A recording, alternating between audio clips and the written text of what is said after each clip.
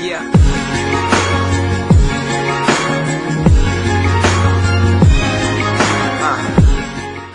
Salut les amis de Nature Santé et bienvenue sur notre chaîne YouTube qui s'intéresse à la santé au naturel, à votre bien-être et aux astuces.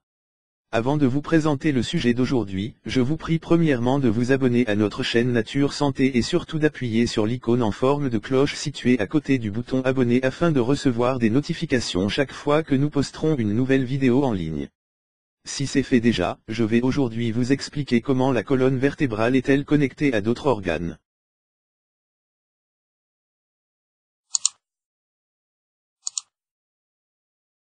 Puisque c'est l'un des centres névralgiques de notre corps, il n'est pas étonnant que les organes soient représentés dans les différentes parties de la colonne vertébrale et que celle-ci ait une influence sur la santé.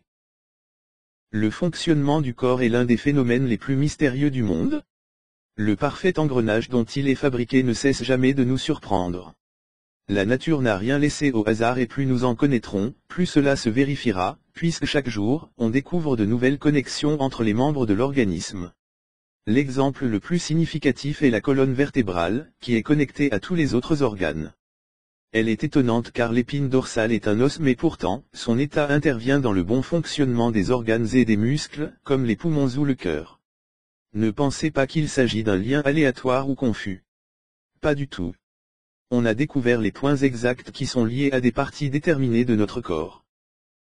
Comme vous le voyez, ce n'est pas une légende, nous sommes une machine parfaite. De plus, nous avons la certitude que nous avons encore à découvrir de nombreux trésors qui nous laisseront bouche bée. Pourquoi la colonne vertébrale est-elle connectée à d'autres organes?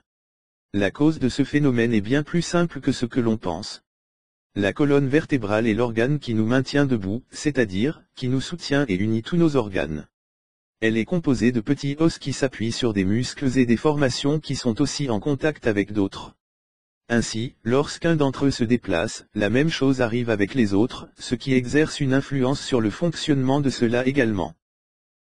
L'effet s'aggrave car, comme nous le savons, un déséquilibre dans le foie a des répercussions sur l'état de santé général puisque c'est lui qui se charge de filtrer le sang.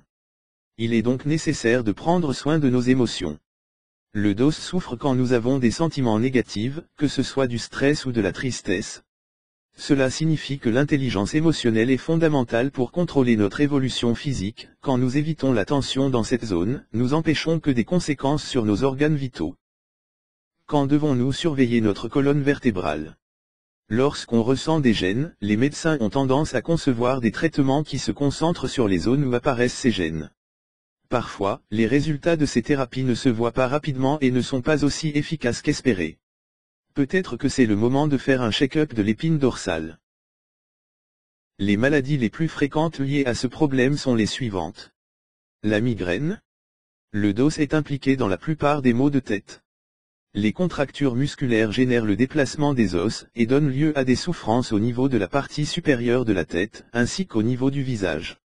Cela peut aussi provoquer des troubles de la vue. Les extrémités endormies. L'inflammation cervicale se traduit en une oppression des nerfs.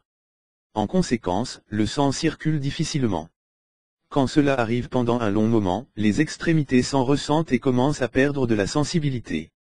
Les difficultés à avaler. Elles surgissent quand se présente un rétrécissement du canal cervical dans le cou, car cela obstrue l'action de la musculature et des organes chargés de mâcher et d'avaler. Le manque d'irrigation sanguine dans le cerveau. C'est un phénomène très semblable à l'engourdissement des cervicales.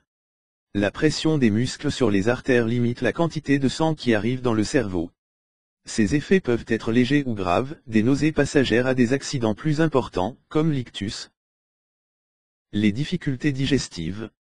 L'inflammation des lombaires déplace l'appareil digestif, ce qui implique que son action est altérée. Il est possible que vous souffriez de constipation, ainsi que d'épisodes diarrhée soudaine. La déformation de la colonne vertébrale est connectée à d'autres organes et à leur fonctionnement. Alors, nous vous recommandons de faire des check-ups réguliers et de ne pas négliger l'exercice physique. L'idéal est la natation, car elle aligne les os et renforce tous les muscles.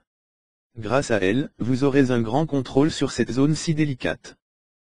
D'autre part, si vous vous sentez anxieux ou mélancolique, le mieux est d'essayer le yoga. Vous obtiendrez de grands bienfaits dans votre santé physique et mentale. Les conseils de cette discipline ancestrale vous aidera à oxygéner votre corps et à le remettre bien, droit. N'oubliez pas non plus la méditation. Quelle est l'option que vous préférez? C'est tout pour aujourd'hui. Si vous avez aimé cette vidéo, n'oubliez pas de la liker et de la partager avec vos amis. Et si vous êtes nouveau sur la chaîne, n'oubliez pas de vous abonner et d'activer la notification. À bientôt pour notre prochaine vidéo.